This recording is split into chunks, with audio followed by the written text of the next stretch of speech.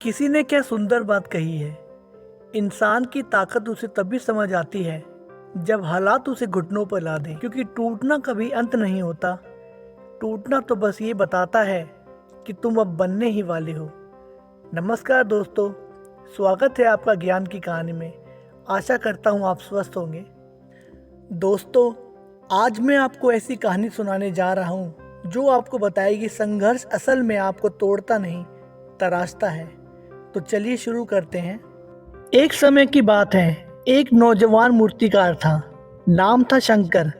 उसके हाथों में छेनी और हथौड़ी थी और दिल में एक जुनून था। उसका सिर्फ एक ही लक्ष्य था, बेजान पत्थरों को तराश कर उनमें से भगवान को बाहर निकालना। एक दिन वह अपने घर जा रहा था। रास्ते में जंगल से होकर गुजर रहा था। जंगल बहुत घना था। तभी उसकी नज़र एक विशाल पत्थर पर पड़ी। शंकर ने सोचा, क्यों ना इस पत्थर से एक सुंदर मूर्ति बनाई जाए। उसने जमीन पर अपना थैला रखा और अपनी छेनी हथौड़ी निकाली। जैसे ही उसने उस पत्थर पर हथौड़े से पहला वार किया, पत्थर से एक दर्द भरी आवाज आई, मुझे मत मारो, मुझे बहुत दर्द हो रहा है, कृपया मुझे छोड़ दो। यह बात पत्थर ने गिड़गिड़ाते हुए बोली, मैं ये दर्द बर्दाश्त नहीं कर सकता, मुझे मेरे हाल पर छोड़ दो। शंकर का दिल पसीज गया। उसने सोचा कि जबरदस्ती मूर्ति नहीं बनाई जा सकती, तो वह उस पत्थर को वहीं छोड़कर उदास मन से आगे बढ़ गया। थोड़ा आगे जाने पर उसे एक और दूसरा पत्थर दिखाई दिया। इस बार शंकर ने सोचा, चलो इस पत्थर पर अपनी किस्मत आजमाता हूँ। उसने फिर से अपने औजार उठाए और उस दूसरे पत्थर पर पहला वार किया। चोट लगते ही पत्थर के कण कण में दर्द की लहर दौड़ गई, लेकिन इस पत्थर ने उफ तक नहीं किया। उसने अपने दर्द को अंदर ही दबा लिया। शंकर ने दूसरा वार किया, फिर तीसरा वार किया और ऐसे करते करते दिन ढल गया। रात हो गई, पर मूर्तिकार वार पर वार करता रहा। उसने पत्थर को काटा, घिसा और तराशा।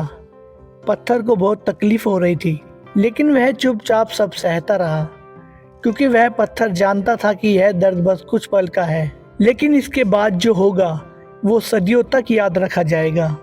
और देखते ही देखते शंकर ने उस साधारण से पत्थर से एक खूबसूरत मूर्ति बना दी।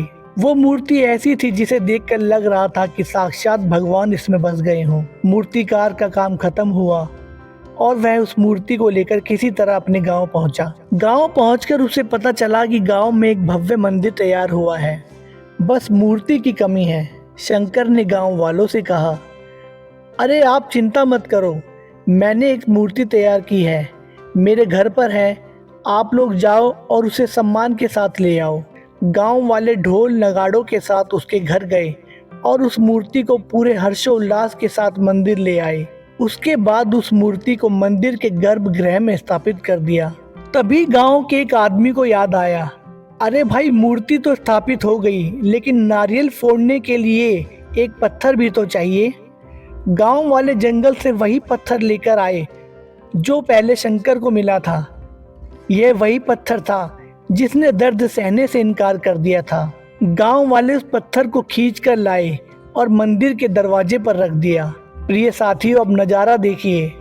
मंदिर के अंदर वाली मूर्ति पर लोग फूल चढ़ा रहे थे, फूलों की माला पहना रहे थे, हाथ जोड़कर पूजा कर रहे थे, और बाहर वाले पत्थर पर लोग जोर जोर से नारियल फोड़ रहे थे। एक रात जब पूरा गांव सो रहा था, तो बाहर पड़े पत्थर ने अंदर वाली मूर्ति से एक बात कही, तू कितना भाग्यशाली है, तेरी पूजा होती है, तुझे सजाया जाता है, लोग तेरे सामने सिर झुकाते हैं, पर मुझ पर हर रोज नारियल फोड़े जाते हैं, मुझे बहुत चोट लगती है।